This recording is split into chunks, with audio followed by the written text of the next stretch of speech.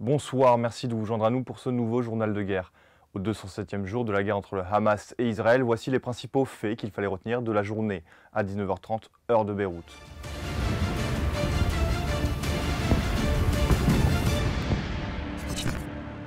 Commençons par la situation à la frontière libano-israélienne. Les avions israéliens ont mené une attaque sur Haït al-Shab, Naoura, Odeissé, Yaroun, Taïrafa, ainsi que les environs de Rachaya al-Farad. Les attaques aériennes israéliennes ont également détruit plusieurs voitures, propriétés et maisons à Kfar-Kila et Al-Jabin. Après minuit, Alma al-Shab et le mont Labouné ont aussi été fortement bombardés. Pour sa part, le Hezbollah a annoncé la destruction d'un char Merkava à Metula et a également ciblé des bâtiments dans les colonies de Doviv et d'Avivim, blessant des soldats israéliens. Dans la bande de Gaza, plusieurs bombardements ont touché l'ensemble de l'enclave palestinienne. Comme les jours précédents, Khan Younes et Rafah ont été particulièrement visés par les frappes israéliennes, alors que la chaleur est un nouveau facteur qui vient aggraver la situation humanitaire à Gaza. L'eau potable se raréfie et les températures en hausse favorisent la prolifération des insectes, une situation qui alarme les ONG qui craignent que des épidémies surviennent. Le bilan humain depuis le début de la guerre à 19h, heure de Beyrouth. Selon les derniers chiffres du ministère de la Santé de Gaza, au moins 34 535 personnes ont été tuées dans les bombardements et assauts israéliens. De plus, 77 704 personnes ont été blessées à Gaza. Du côté israélien, environ 1200 décès ont été officiellement enregistrés par l'État hébreu depuis début novembre 2023, un chiffre qui n'a toujours pas changé selon les données officielles, malgré les annonces ultérieures de soldats tués dans la bande de Gaza.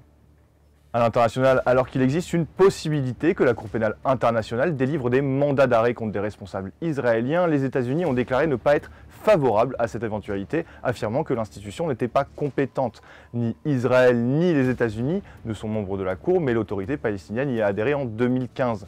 Ainsi, d'éventuels crimes de guerre israéliens commis sur son sol peuvent être jugés par la Cour. La Cour de justice internationale, autre juridiction pénale reliée à l'ONU, a rejeté mardi une demande de mesures d'urgence formulée par le Nicaragua qui accuse l'Allemagne d'avoir violé la Convention sur le génocide de 1948 en fournissant des armes à Israël pour la guerre à Gaza. Dans l'actualité également, le Premier ministre israélien Benjamin Netanyahou a promis que son armée entrerait dans la ville de Rafah au sud de la bande de Gaza, qu'une trêve soit conclue ou non peu avant l'arrivée en Israël du chef de la diplomatie américaine Antony Blinken.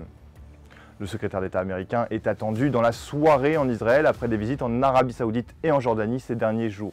Le ministre français des Affaires étrangères, Stéphane Séjourné, était également en Israël où il s'est entretenu avec son homologue Israël Katz. Après une réunion lundi au Caire, une délégation du Hamas est rentrée aujourd'hui à Doha au Qatar pour y étudier une nouvelle proposition de trêve. Le Hamas a indiqué qu'il rendrait sa réponse aussi vite que possible, alors que les Israéliens ont annoncé attendre jusqu'à mercredi soir une réponse du groupe palestinien pour décider s'ils envoyaient à leur tour une délégation.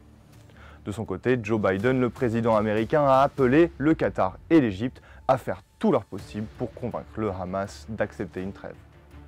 C'est tout pour le récapitulatif d'aujourd'hui. Rendez-vous demain pour un nouveau tour d'horizon de la situation. D'ici là, restez connectés sur notre site www.icibeyrouth.com ou dans la section guerre Israël-Hamas et sur tous nos réseaux sociaux.